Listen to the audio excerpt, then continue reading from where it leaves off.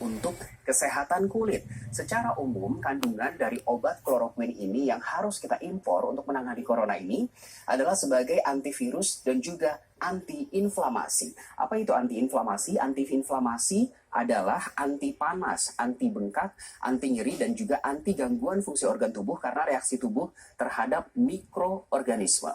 Kita lanjutkan untuk obat yang lainnya pemirsa. Kalau ini kloroquine, obat yang kedua yang juga diimpor oleh pemerintah adalah Avignan atau nama lainnya adalah Favipiravir. Pada dasarnya ini adalah obat flu dan memiliki kelebihan bahwa penggunaan obat ini membuat pasien positif corona sembuh di 4 hari jelang atau 4 hari pasca dinyatakan positif dari corona. Padahal biasanya untuk pasien corona memiliki waktu rata-rata penyembuhan selama 11 hari. Dan selain itu, obat Avignan ini sudah diuji cobakan pada 200 pasien corona di Rumah Sakit Wuhan, 340 pasien di Wuhan dan juga Shenzhen, dan obat ini lazim digunakan di Jepang, pemirsa.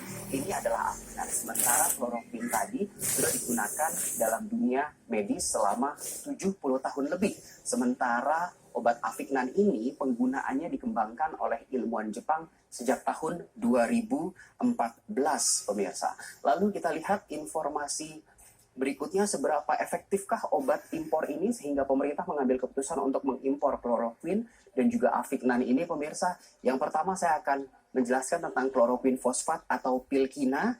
Dan perlu ditegaskan juga, seperti yang sudah ditegaskan oleh Presiden, bahwa Pilkina atau kloroquine ini adalah obat untuk penyembuhan, bukan pencegahan, sehingga masyarakat diminta untuk tidak membelinya secara banyak. Dan obat ini juga sudah sukses studi riset dan uji klinis di Tiongkok dan Amerika Serikat. Sementara untuk Avignan, dari hasil penelitian, 80 pasien sembuh lebih cepat di Shenzhen dan 120 pasien sembuh lebih cepat dari corona di Wuhan.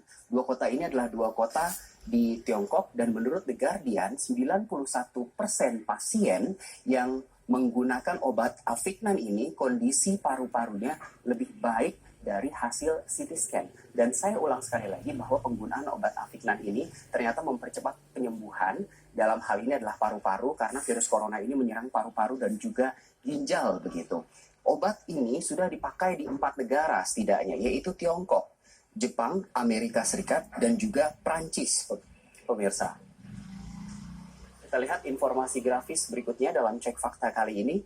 Lalu bagaimana dengan tata laksana pemberian obat, karena kloroquine ini adalah obat berjenis keras sehingga penggunaannya harus menggunakan resep dari dokter. Sekali lagi, penggunaannya harus menggunakan resep dari dokter dan dosisnya pun adalah yang bisa digunakan untuk dosis rendah dan sedang, sementara untuk penggunaan dosis tinggi sangat berbahaya. Obat ini berbentuk tablet, bisa digunakan untuk dewasa dan anak-anak, sementara untuk dewasa atau untuk anak-anak penggunaan dosisnya disesuaikan dengan berat badan dan sekali lagi harus menggunakan dengan resep dokter. Sementara untuk kategori kehamilan dan menyusui, apakah obat jenis kloroquine ini bisa digunakan atau dikonsumsi oleh ibu-ibu yang hamil dan juga menyusui? Obat ini masuk dalam kategori C, artinya pernah diuji coba pada binatang dan hasilnya menimbulkan efek yang tidak baik pada janin. Artinya untuk binatang saja tidak baik untuk janin. Lalu bagaimana untuk wanita?